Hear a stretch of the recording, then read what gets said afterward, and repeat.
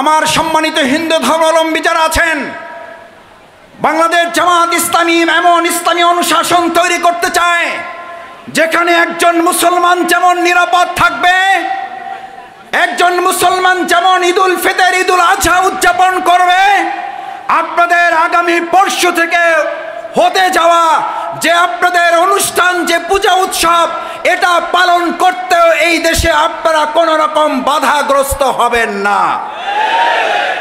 এই নিশ্চয়তা ইসলাম আপনাদেরকে দিয়েছে বলে বাংলাদেশ জামাত ইসলামী বর্তমান সরকারের সহযোগিতা নিয়ে যা যা করা দরকার ডুমুরিয়া এবং ফুলতলায় আমরা কি হিন্দু ভাইদের পাশে থেকে তা করার জন্য প্রস্তুত আছি না?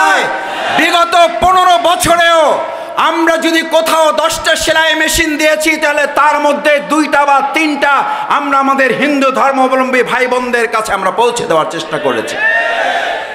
আমরা যদি 2টা মসজিদ করার চেষ্টা করেছি তাহলে আমরা হিন্দু ধর্মাবলম্বী ভাইদের মন্দির সংস্কার, মন্দির নির্মাণেও আমরা তাদেরকে উৎসাহ জুগিয়েছি। আমরা যদি আমাদের 2টা রাস্তা, স্কুল, কলেজের চিন্তা করেছি, আপনাদের মিয়া অধ্যাপক গোলাম পরোয়ার তিনি আপনাদের কমিউনিটির হিন্দু ধর্মাবলম্বীর 2টা স্কুল কলেজ প্রতিষ্ঠার জন্য তিনি কাজ করেছেন না করেন নাই? সংগ্রামী ভাই এবং বন্ধুগণ, আমাদের এই ডুমুরিয়া ফুলতলা মুসলমান ভাইদের পাশাপাশি এখানে আমাদের হিন্দু ধর্মাবলম্বী ভাই এবং বন্ধুগণ আছেন। আমি দুজনের বক্তব্যের একজনের বক্তব্য শুনতে পেয়েছি, সেক্রেটারির সাথে কথা হয়েছে, পরিচয় পেয়েছি।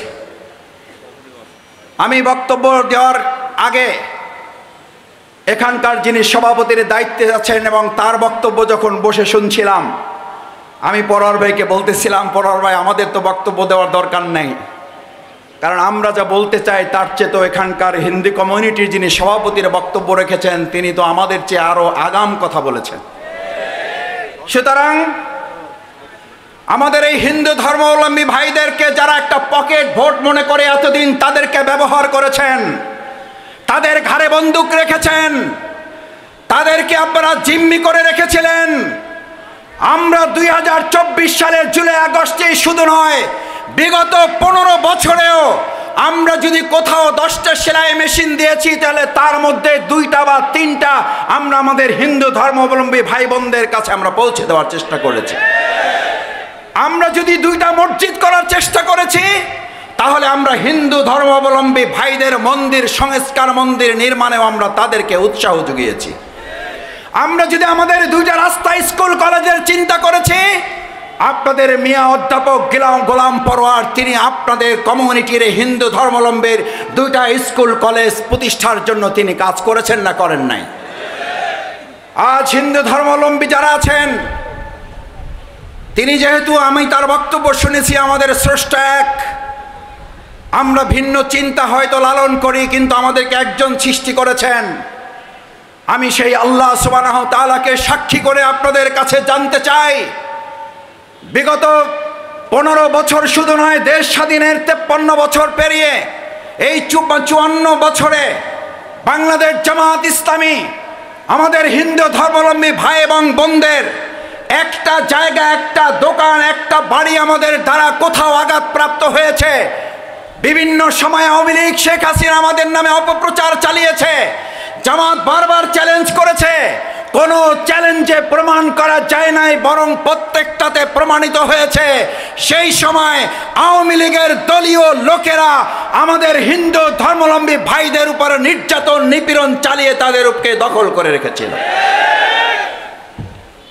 বাংলাদেশ জামাত ইসলামী হিন্দু ধর্মাবলম্বী ভাই এবং বোনদেরকে নিয়ে ইসলামী অনুশাসনের সেই রাষ্ট্র নির্মাণ করতে চায়।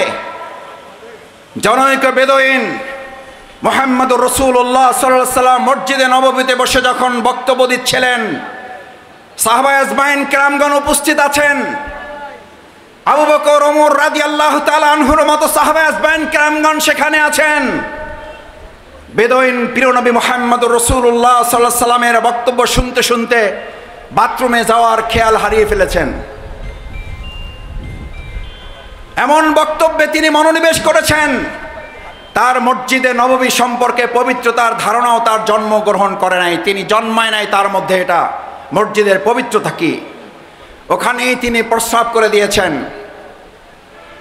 মুহাম্মদুর রাসূলুল্লাহ সাল্লাল্লাহু আলাইহি সাল্লামের নজরে আসে আগেই যখন সাহাবায়ে কেরাম এই দৃশ্য দেখেছেন, কেউ কেউ তাকে ধরে নিয়ে এসে রাসূল সাল্লাল্লাহু আলাইহি সাল্লামের কাছে বিচারের জন্য পেশ করতে যাবেন। এমন সময় প্রিয়নবী মুহাম্মদুর রাসূলুল্লাহ সাল্লাল্লাহু আলাইহি সাল্লাম দূর থেকে দেখে বললেন, ওই বেদুইনকে আমার কাছে নিয়ে আসো, তাকে ছেড়ে দাও, আমার কাছে নিয়ে আসো।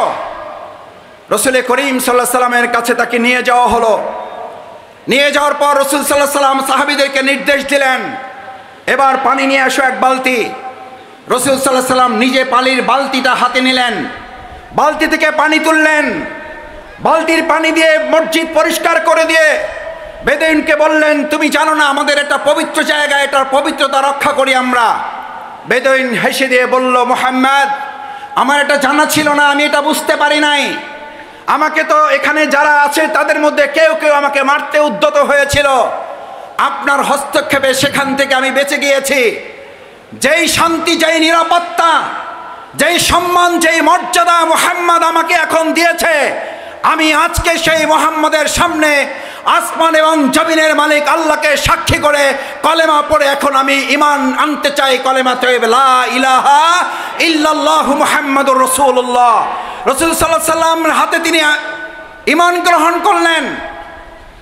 সাথে সাথে রাসূল করিম সাল্লাল্লাহু আলাইহি সাল্লামের দিকে তাকিয়ে বললেন, মুহাম্মাদুর রাসূলুল্লাহ সাল্লাল্লাহু আলাইহি সাল্লাম।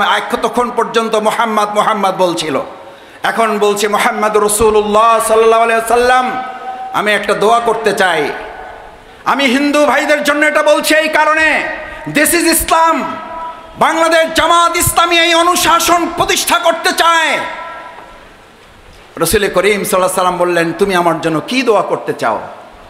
বলে যে আমি আপনার জন্য একটা দোয়া করতে চাই, আল্লাহুম্মা রহামনি মুহাম্মাদান। আমি আমার আল্লাহর কাছে প্রথম ঈমান আনার পর যে প্রথম দোয়াটা আমি করতে চাই, সেই দোয়াটা হচ্ছে আল্লাহুম্মা রহামনি মুহাম্মাদান। আল্লাহ আপনি আমার উপরে রহম করেন। আর কার উপরে করেন? মুহাম্মাদের উপরে করেন। ওয়ালা তারহাম মা'ানা আহাদান। আপনি এখানে আর যারা আছে তাদের উপরে করেন না, কারণ তারা আমাকে এখান থেকে যে সম্মান, যে মর্যাদা দেওয়ার কথা ছিল সেটা তারা দেওয়ার ক্ষেত্রে সফল হতে পারেন নাই, কিন্তু মুহাম্মদ ইসলামের ধারক বাহক, তিনি এটা সক্ষম হয়েছেন। আল্লাহ আপনি আমার প্রতি দয়া করেন আর এই মুহাম্মদের প্রতি দয়া করেন। মুহাম্মদুর রাসূলুল্লাহ সাল্লাল্লাহু আলাইহি সাল্লাম এই কথা হেসে দিয়ে সাহাবীদের তাকিয়ে বললেন, সাহাবীরা তোমরা তাকে এগিয়ে দিয়ে আসো। আমার সম্মানিত হিন্দু ধর্মাবলম্বী যারা আছেন, বাংলাদেশ জামাত ইসলামী এমন ইসলামী অনুশাসন তৈরি করতে চায় যেখানে একজন মুসলমান যেমন নিরাপদ থাকবে, একজন মুসলমান যেমন ঈদুল ফিতর, ঈদুল আজহা উদযাপন করবে, আপনাদের আগামী পরশু থেকে হতে যাওয়া যে আপনাদের অনুষ্ঠান, যে পূজা উৎসব, এটা পালন করতেও এই দেশে আপনারা কোনো রকম বাধাগ্রস্ত হবেন না। এই নিশ্চয়তা ইসলাম আপনাদেরকে দিয়েছে বলে বাংলাদেশ জামাত ইসলামী বর্তমান সরকারের সহযোগিতা নিয়ে যা যা করা দরকার ডুমুরিয়া এবং ফুলতলায় আমরা কি হিন্দু ভাইদের পাশে থেকে তা করার জন্য প্রস্তুত আছি না? আমরা কেন করব? আমরা কেন করব? এটা কি জামাতের কাজ না ইসলামের কাজ? এটা কি জামাতের নির্দেশ, পড়ার বাইরে নির্দেশ না আল্লাহর নির্দেশ? আল্লাহর নির্দেশ। সুতরাং ভিন্ন ধর্মাবলম্বী হিন্দু ভাই এবং বন্ধুগণ, আপনারা আপনাদের প্রিয় পরীক্ষিত মানুষ অধ্যাপক মিয়া গোলাম পরোয়ার ভাইকে কাছে থেকে দেখেছেন, পেয়েছেন, জেনেছেন, বুঝেছেন। এখন শুধু আপনাদের সম্পদ আপনাদের মধ্যে কুক্ষিগত করে রাখলে এটা স্বার্থপরতার পরিচয় দেওয়া হবে। এবার আমরা চাই ডুমুরিয়ায় তিনি শুধু বিজয় হবেন না, তিনি এমন বিজয় এখান থেকে নেবেন, এমনভাবে বিজয়ী আপনারা করবেন যেন আগামী দিনে সুন্দর উই ওয়ান্ট জাস্টিসের যে বাংলাদেশ বিনির্মাণের জন্য আমাদের তরুণ যুবকেরা সিদ্ধান্ত নিয়েছিলেন, সেই সিদ্ধান্ত বাস্তবায়নে ডাক্তার শফিকুর রহমান মুহতারাম আমির জামাতের সবচেয়ে শক্তিশালী হাত হিসাবে অধ্যাপক মিয়া গোলাম পরোয়ারকে ডুমুরিয়া ফুলতলা থেকে বিজয় না করে আমরা ছাত্র যুবকরা ঘরে ফিরে যাব না।